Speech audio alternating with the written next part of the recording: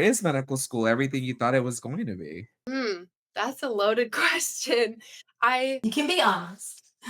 I will Good or say bad. it's not what I thought it was going to be, but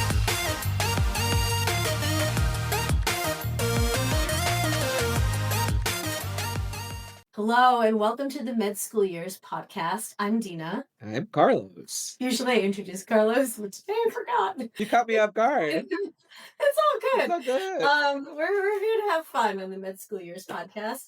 Thank you for joining us. We are super excited today because we are interviewing Ashley, who is in M2 at a very special medical school that I used to work at, the Warren Alpert Medical School at Brown University. Welcome, Ashley. thank you. I'm so excited to be here and chat with you guys. We are so excited to have you Welcome. here. Yeah. And we will start off by just saying I'm from Rhode Island originally, worked at the Alpert Medical School, and I know that it is a very special place. It is a very special medical school and a very special tight knit community that I think mirrors the tight knit community of Rhode Island and New England. So, being a Massachusetts native, tell me a little bit about how you felt about that intimate sense of community joining Alpert.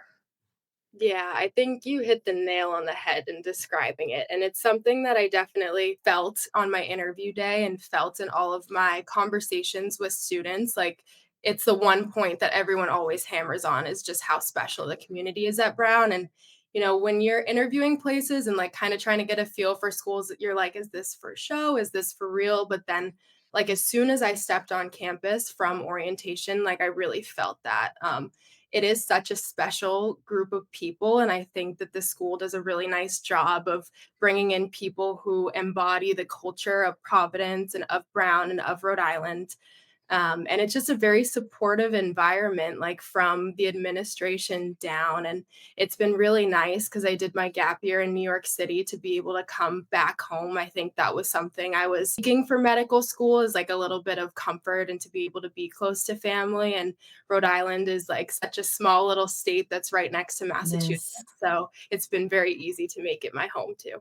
Thank Yeah. you. Carlos is laughing because he's from Texas, and I think that there's some stat that you can fit like 219 Rhode Islands in the state of I have Texas. never been, so I've never been. Um, I have a friend that small, lives there. very Yeah. small, but very, Yeah. very strong community. Yes. Yeah. So you talk about community, and I'm sensing that's important to you, and it's important to all the students that attend Brown. How did you navigate your transition coming from New York City, right? A gap year, now to a school where you have to sort of now forge your path forward, right? In 4 years, I would say 3.5 so preparing for the next stage. But like, what are the things that you do to continue to build that community?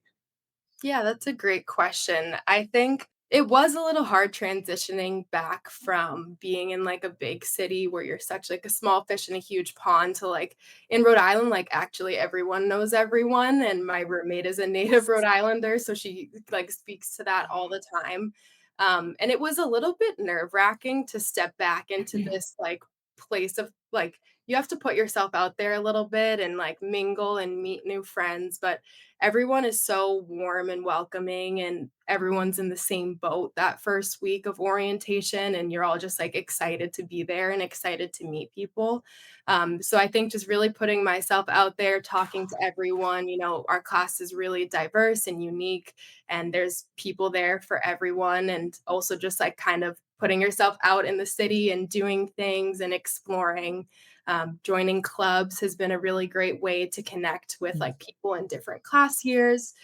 Joining like community service organizations, because Providence and Rhode Island is so small. I feel like it's been really easy to integrate into the community because like in the course of a year you've seen a lot of it. So It's awesome. How is it coming from a big school like Syracuse that which is cold, yeah. but it's very cold. I've been there. I've Um, been there. That I visited. it's very cold, but Ashley, you were on the club ice hockey team at Mhm. Syracuse, correct? Which Was is unique. It's thanks. I think it was probably a really good atmosphere for you and a good fit for you. But Syracuse had a lot of school spirit, right? It's a big Mhm. sports school.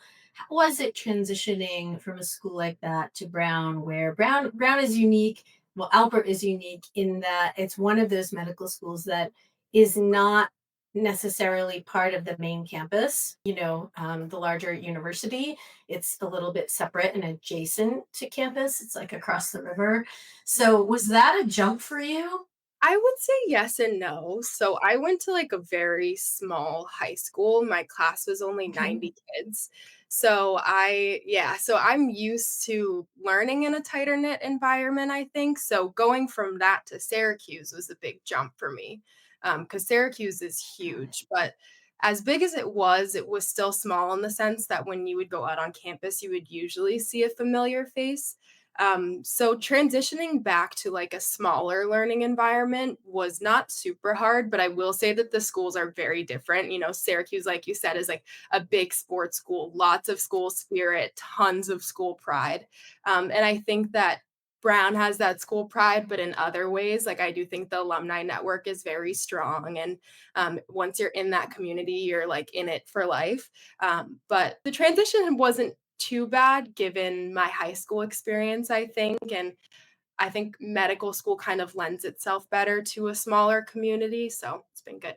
Thank you. Ice hockey. So tell us, I mean, yeah, like tell us how some of those skills, attributes, things that you learned on the ice and part of your team, like how is that helping you now in medical school?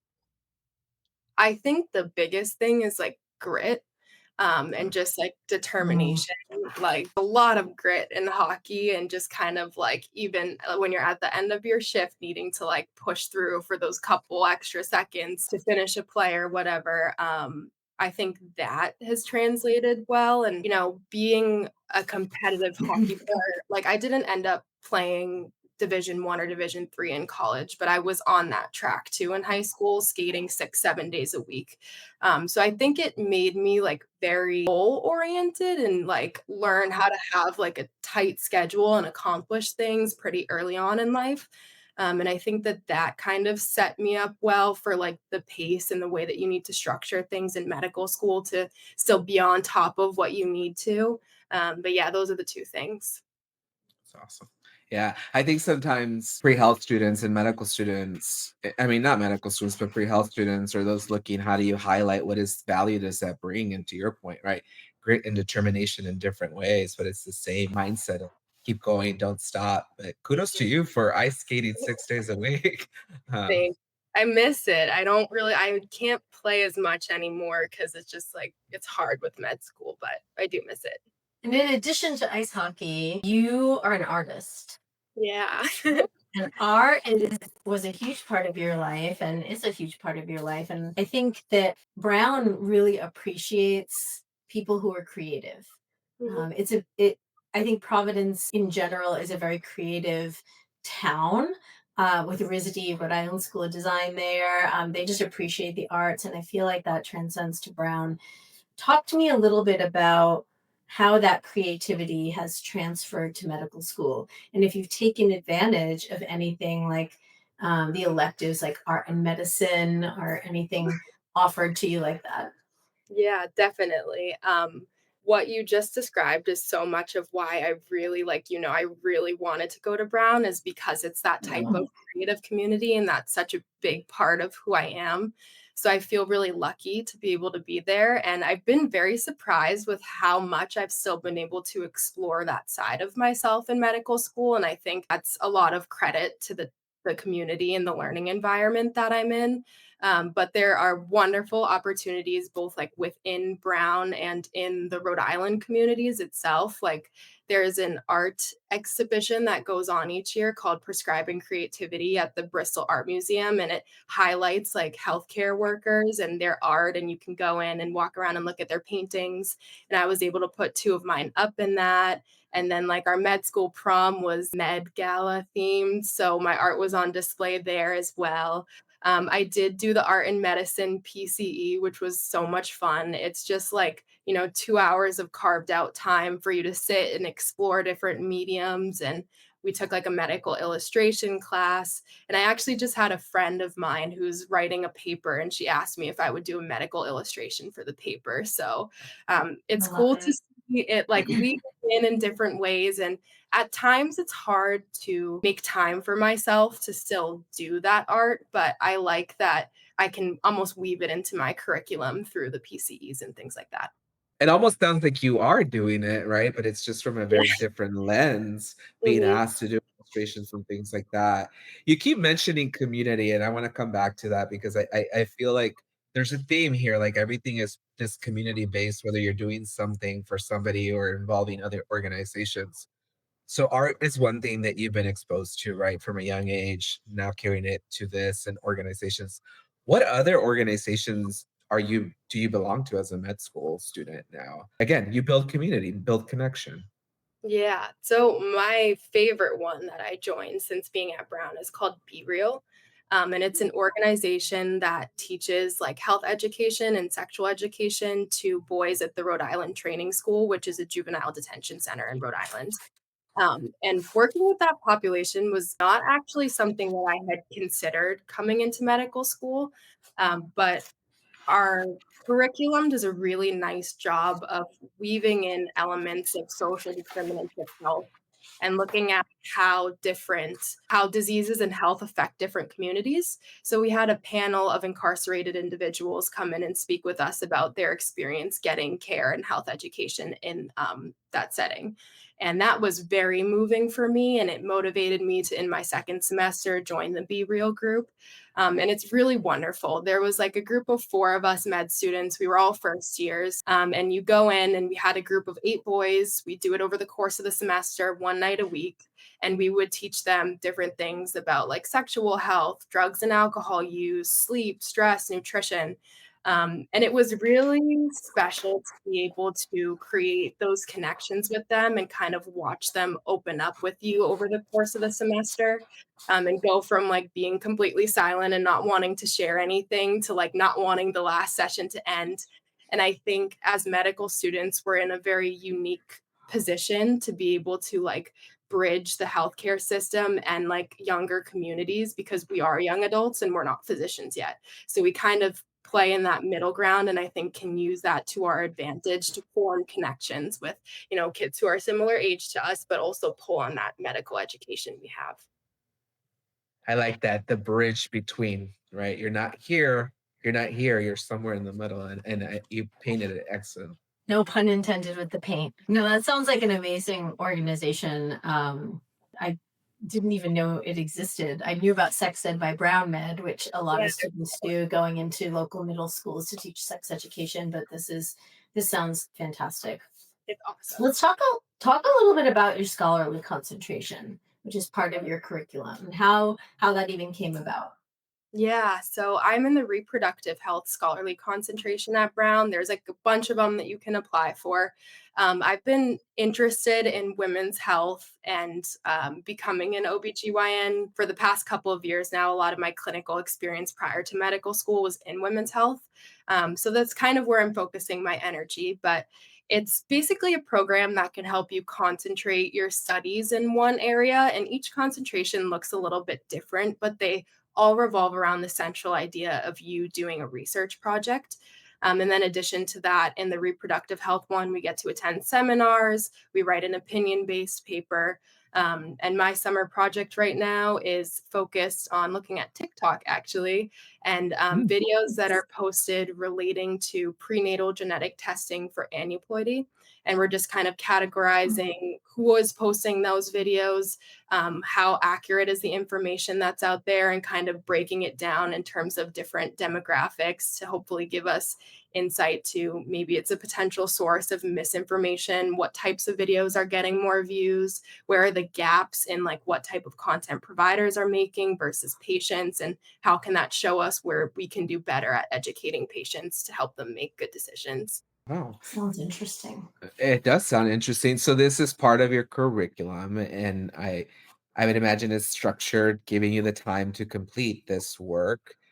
Beyond that, how are you branching off? Because I imagine like this is one idea and you're finding all these other things. Like, what are you doing outside of this concentration? Are you engaged in with other mentors and other research as well? So this is like my main, I would say, research project that I kind of created with my mentor.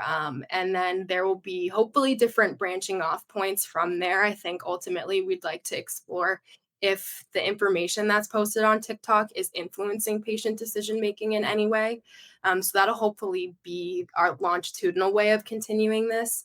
And then it's not research per se, but I'm in the process of starting a podcast with another mentor. That's going to be a women's health podcast or maternal health. So, focused on breaking down topics in pregnancy. And it's specifically going to be geared toward women in Rhode Island and providing them with direction toward resources and local, like grassroots organizations that they can access for support during their pregnancy, just with the goal of increasing education surrounding women's health and pregnancy. OBG, women's health seems to be the theme for you. You were a medical assistant at an OBGYN office in New York, correct? Before Yes. you did your medical. So is that where this interest in OBGYN started? Funny enough, it started when I was studying abroad in France, which is kind of very, Really? yeah.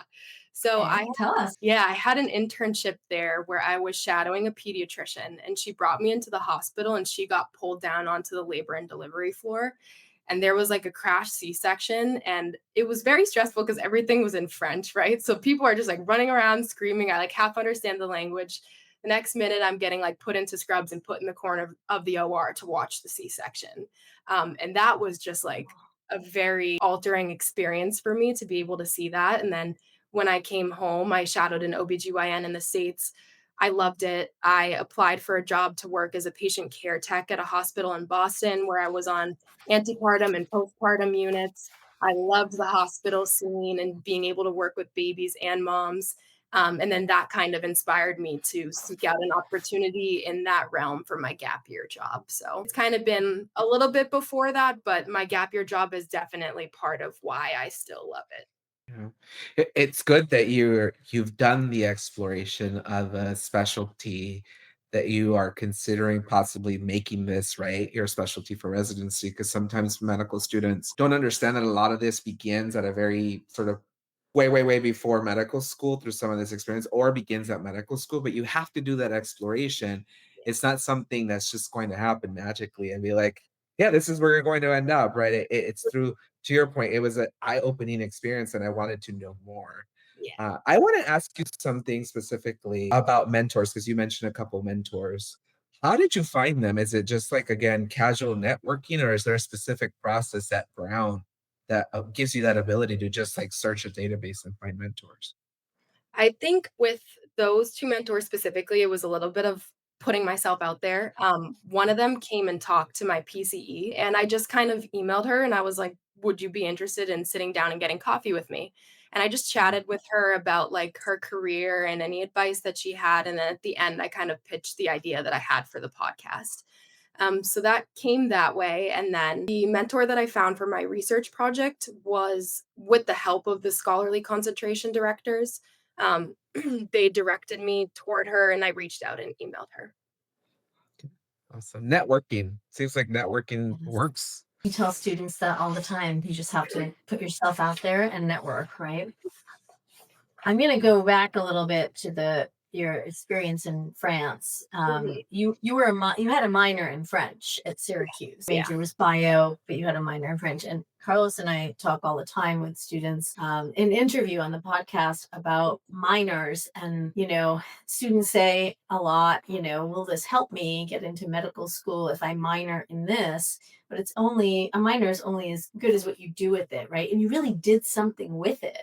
And was that your intention from the beginning, selecting that as your minor?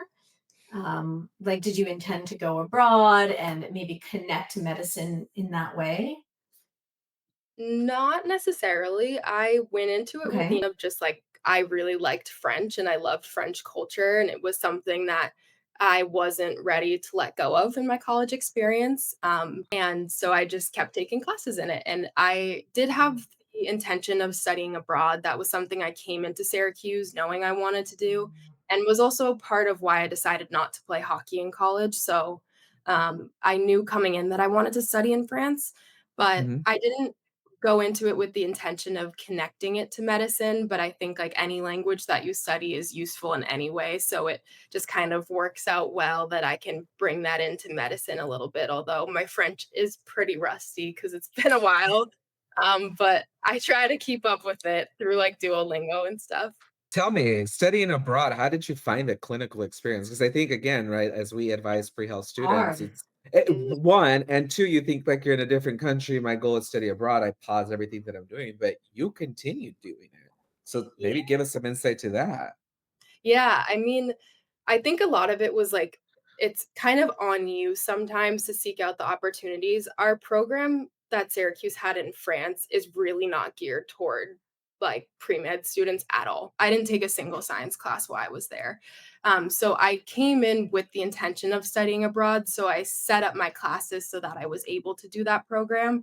And I just kind of got lucky that like doing an internship in the Strasbourg community, that's where I was, is like a part of that program. And so I sat down and I met with the director of the internships, and I was just kind of like, I'm a pre med student. I really like worked hard to arrange my schedule to be here, but like I would love to still keep one foot in the door of medicine and see what it's like over here and kind of build on that experience. Like, do you have anything? And she was like, actually, yes. Like, we have this pediatrician who's taken students before. And I was like, amazing, I'll take it. And then, yeah, it just worked out that way. But I think like advocating for yourself a little bit and going in with direction and knowing what you want. And thank you for sharing that because it highlights again, right? You understood what you needed to do and what was required for you in this process of applying to medical school.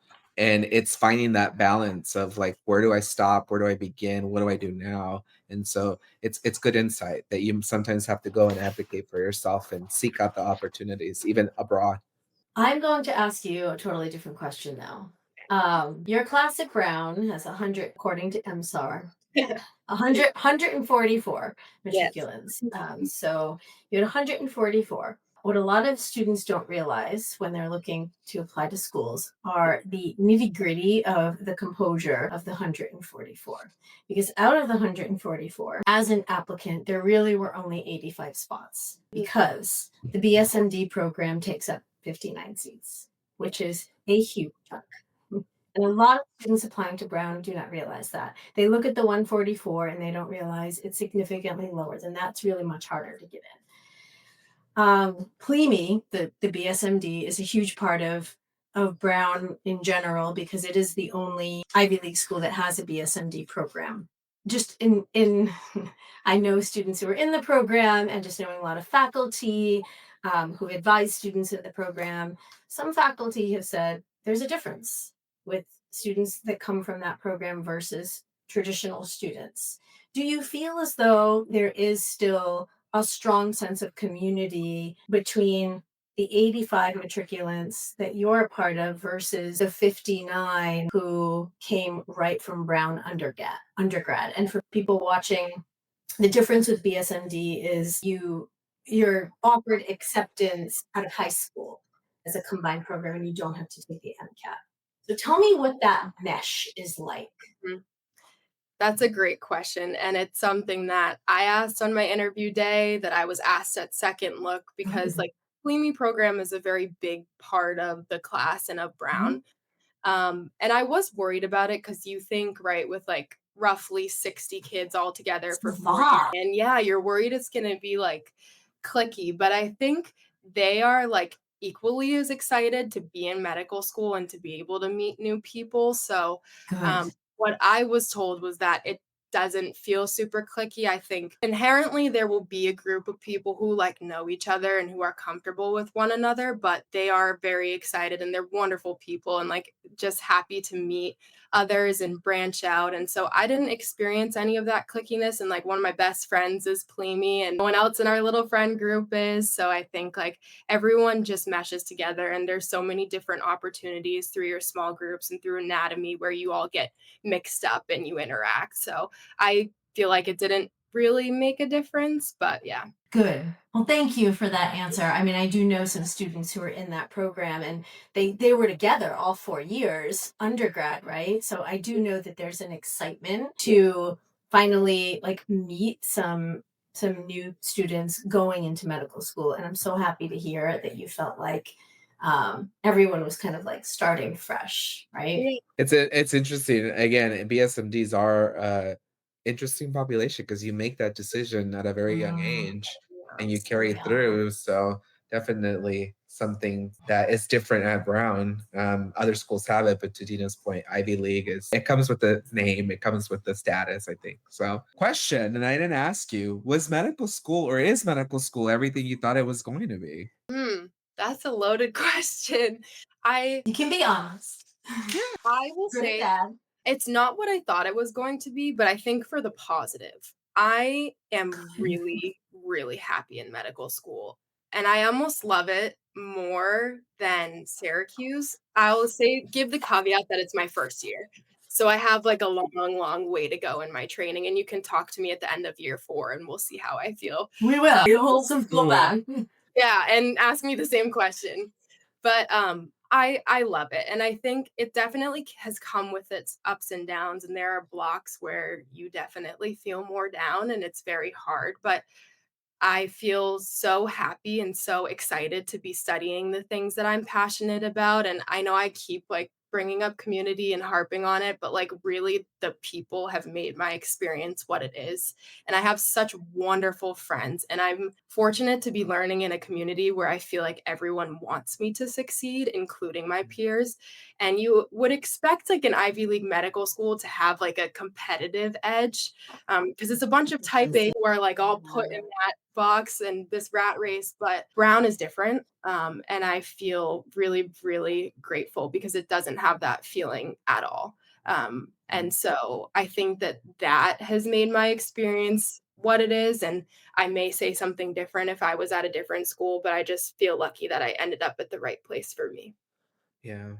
And thank you for, I would say, clearing up that myth because I think even in the process of application, and I've worked on both sides, right? The admission and the student side, being in a medical school, of students sometimes lose sight that we want you to succeed, right? Yeah. Because your success is in essence our success. Like it comes no benefit to see students struggle for us, right? Like we want you to go out and do what you want to do. Mhm.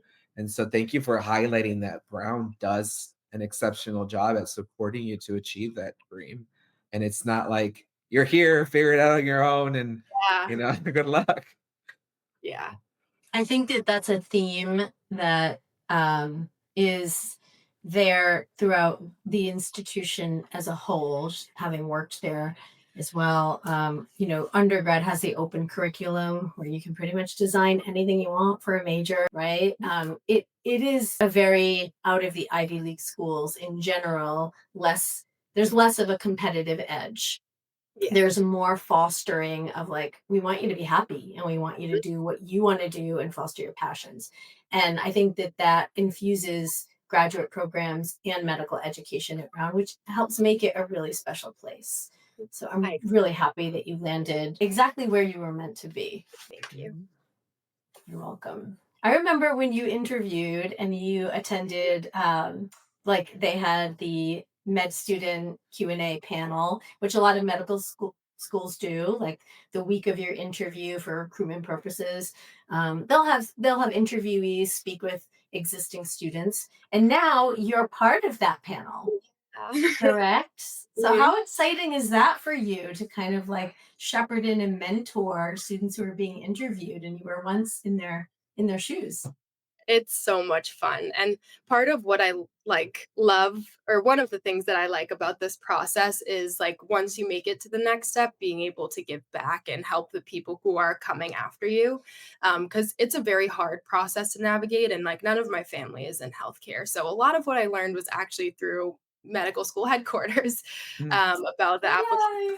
process. Yeah, so I am really excited to be in this position now that I'm in medical school where I can kind of like pass forward what I've learned. And I think you can tell that I feel like very happily about medical school, and I'm very passionate about Brown and about being a medical student. So I think it's fun to be on those panels and chat with students and try to like, help them figure things out and show them what Brown is about. And it was fun to be at Second Look because if you did one of the interview panels, you also got to be at Second Look and chat with some of the students. And it was really nice to kind of see who ended up getting accepted and who came to Second Look and get a like first glance at what the M1s are going to be like. So it's been really fun. And I think it helps foster that sense of community that, they have those interview panels and that students are excited to be on them. It's like they send out the spreadsheet and it fills up like that. Like everyone is just like so Wow. excited to put their names on to chat.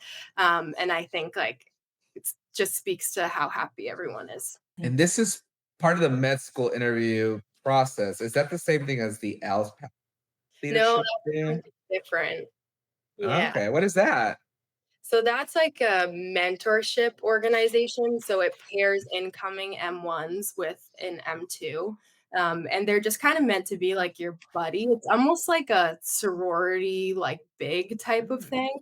And the Alpal can be kind of like whatever you would like them to be. When you fill out the form, you indicate if you want it to be more of like a professional, like looking for career guidance, if you want like a best friend, if you want someone for emotional support.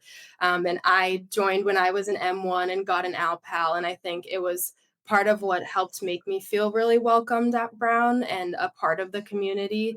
And it helped me meet some of the M2s and mingle. And they throw like different events, like an ice cream social and a field day and things like that, where the classes can mix. And so I will be leading that next year. So I'll be helping to organize the events and helping to make the matches and stuff and just continue passing on that tradition. it's awesome. It's Yeah. awesome. That's great. That's great. You mentioned, Ashley, that you got a lot of your information from med school headquarters, Yeah. which I love. Not trying to put a plug in here or anything, but you came from an undergrad institution that a lot of students usually don't choose for science or pre-med. Like I know as a former high school counselor, most students I had that chose Syracuse, it was for communication or it was for business. Yeah. So do you feel as though you needed to get your information from a trusted source and didn't have as much pre-med advising as you had wanted in undergrad? Or was it just that you were in that gap year and you were the first in your family to go through this process and to go into healthcare and you wanted as much information as possible? Yeah, I think kind of a mix. Syracuse has a good pre-health advising department, and I had a great That's advisor good to who hear. yeah, she was really instrumental in helping me feel prepared and ready to apply, but I think I'm just someone who likes to be over prepared, and so, like, during my sophomore year, probably when I found, like, this platform and started watching the YouTube videos, and I used to work as, like, a beverage cart girl at a golf course, and so I'd have a lot of time to kill out on the cart, so I would just sit out there with the YouTube videos playing and just I kind of love it. was like honestly I think very helpful that I started getting exposed to those things early because like we were talking about earlier, I think it helped me know what I needed to do to be successful in this process. And so yeah, I think I sought it out on my own, but Syracuse did have a good pre-health advising department, and while it's not a school that I think people like go to for sciences, I was surprised at how much like opportunity there was for me to do research and different like things that you can apply for. A lot of it was seeking it out yourself, but it was there if you did. Great. Good to hear. Good to hear. You talk about being prepared, and you have that personality that wants to just get all the information, take time, break it down, make decisions. You told us that you have an interest in OBGYN. Mhm. So, what are you doing now to prepare for that next step, right? Knowing that you like to have that information ahead of time. Like, what does the career exploration path look like for you? Yeah, I think the first thing I'll say is that I am still trying to remain open because I don't want to like pigeonhole myself and then end up 4th year being like, "Oh, crap, like, I love neurology," or whatever. So, I'm keeping an open mind because I know that a lot of people come in and they feel very strongly that they wanna do something, and then 3rd year comes around and it completely changes. With that being said, it is what I'm passionate about, so that's where I'm putting my energy just naturally. So I think the career exploration has come a lot through like shadowing, through networking, through my research.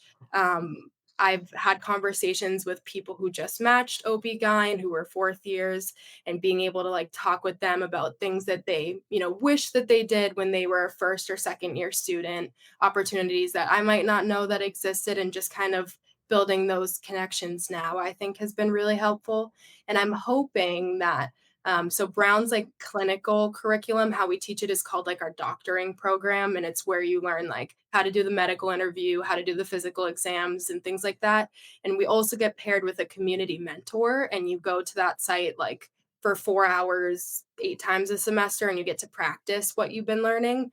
And I requested to be with an OBGYN. So hopefully they'll give me that. And then I'll be able to explore a little bit more through the lens of being a medical student instead of like a medical assistant or a PCT. So fingers crossed. Mm. It's interesting that you mentioned shadowing as it like I Yeah. think to pre-med years and people are like, "Yeah, I got to med school no more." And it's like, "No, you still have to do Yeah. shadowing." But it's Mhm. more fun. I think it's more fun And in it's med. you get. Yeah. Right, Mhm. yeah, Yeah. right. It is more fun, and you don't have to claw to get shadowing positions or fight Right. to try to find somewhere to shadow, right? This is And they'll let you actually added for your career.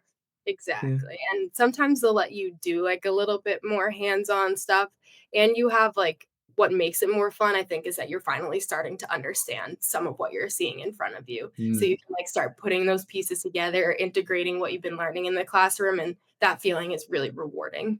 Great. Ashley, I'm going to ask you a question about what advice you would give people applying going into interview season, because we did some mock interviews together and for interviews for different schools, right? And you were great. And sometimes there were questions that you weren't expecting, right? But you still did well. You ended up in med school. So, what is some advice that you would give students that are about to embark on this process for this coming cycle and prepare for interviews? Yeah, that's a great question. I would say, and I think this is advice that I got, is as much as you can, try to treat it like a conversation because that's what it is. Like they're just Mm. trying to get to know you and basically see like, is this applicant like we read their all their essays and stuff? Does this match up with who I'm seeing in front of the screen? And I'm sure that it does. So you just have to like convey that you are who you are. And I also think that like not being afraid to talk about the parts of yourself that aren't necessarily related to medicine can help you, because I Mhm. think the experiences that you've had outside of healthcare allow you to bring a unique perspective to this field, to your class, to your future career. And it like makes you different and it makes you unique and it's a part of you. And you want the medical school to want like all parts of you. You know what I mean? And I think that'll help you end up in the right place. And if you get a tough question during your interview, it's okay to ask for a minute to think about it. I had sat through like an hour and 15-minute long interview. And the last question I got was one that like, really stumped me. And so I answered it with a joke, which the interviewer laughed at, thank God. And then I just asked, I think I need a minute to think about like my real answer. And that was totally fine. And I think it made it feel a little bit more organic and natural, and we had You were connected. real. You were human at that moment. Yeah, Mm. and we had connected throughout the interview, so I think I could read that it was the appropriate time to do that. Maybe that's not the best way to start things off, but I think, like, it's totally fine to be like, "That's a great question. Let me take a second to think about it." And then take your 30 seconds, collect your thoughts, present your answer. It Advice.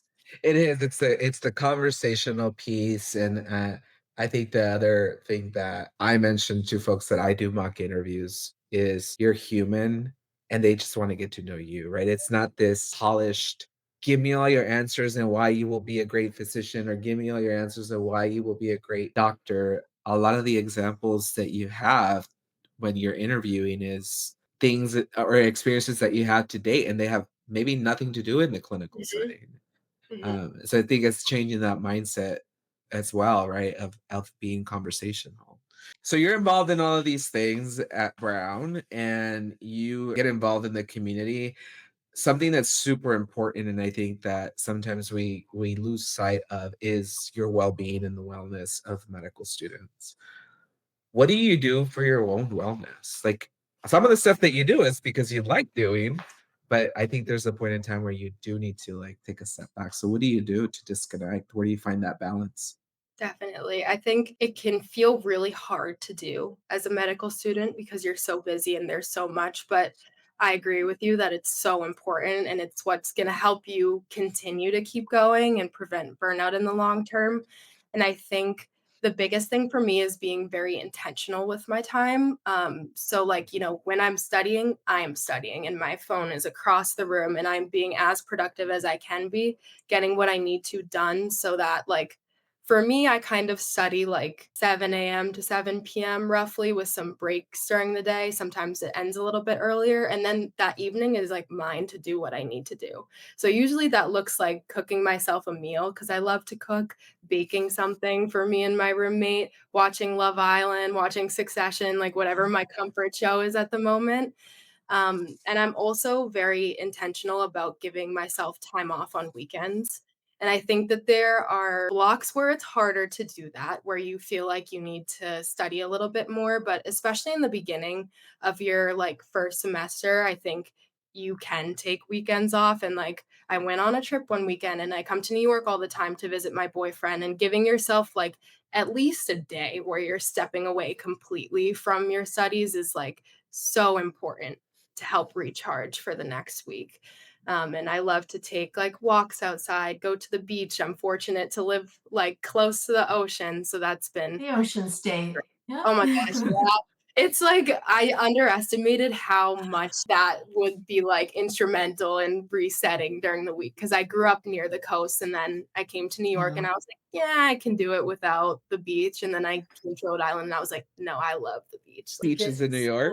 I've been to Spoiled. Coney Island. It's not as bad as Mhm. I thought it was gonna be, but it's not Rhode Island and it's Not not the same. Massachusetts. Yeah. No, it's not the same. Mhm. And you mentioned you love to cook. So my last question for you is a fun one.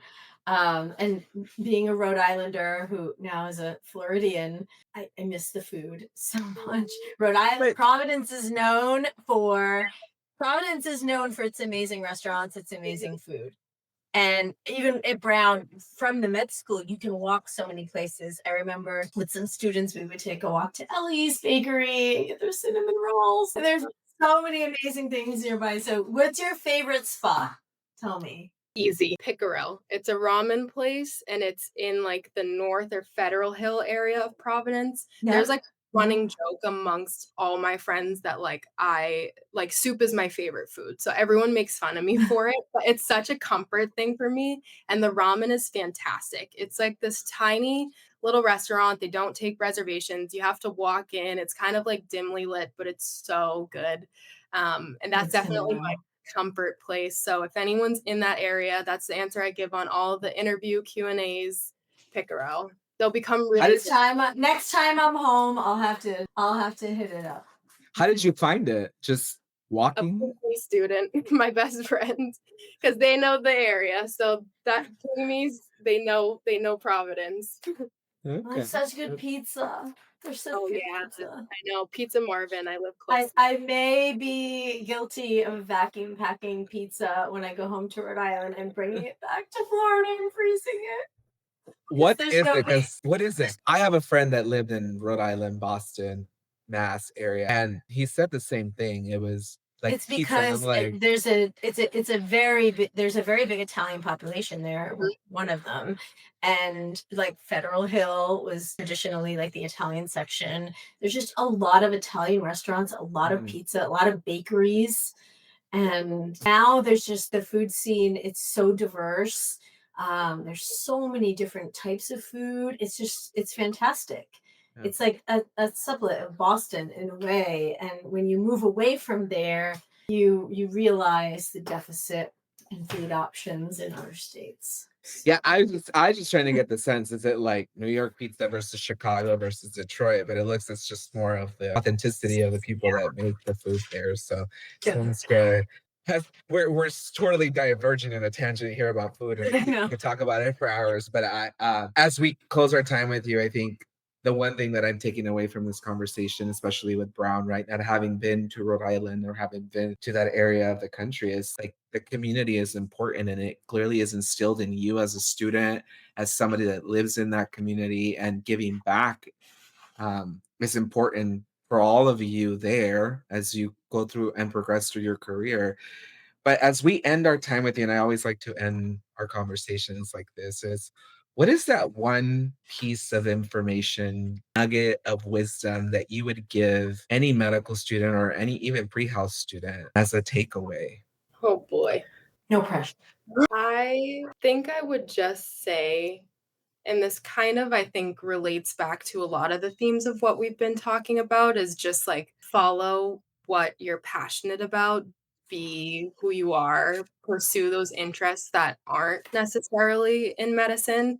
I think it makes you a more well rounded individual. I think it gives you different perspective and it makes you like a more interesting human. And those parts are just as special. And I think when you're in medical school, it's easy to make that like your whole personality. And especially because like this career and this profession demands a lot. And it is a very important part of me, but there are other important parts of me too. And so I would advise everyone to keep like cultivating and growing those parts of themselves. Well said. Thank you so much for taking the time. The takeaway is be who you are, keep cultivating that. That's part of who you are as a medical student, as a future physician, and on a day to day basis. So, thank you, Ashley, for sharing your wisdom. We'll reach back out. We'll see Yeah, where you're at. no We'll see worries. where you end up. That's exciting because we're sensing one path, Yes. but you're saying you're Yeah, open Good minded to luck. reach Good back luck out. with M2. thank Yeah. you. Good luck, You're and we'll see you welcome. Thank you for then. being here. Yeah, thank Thank you for you. having me.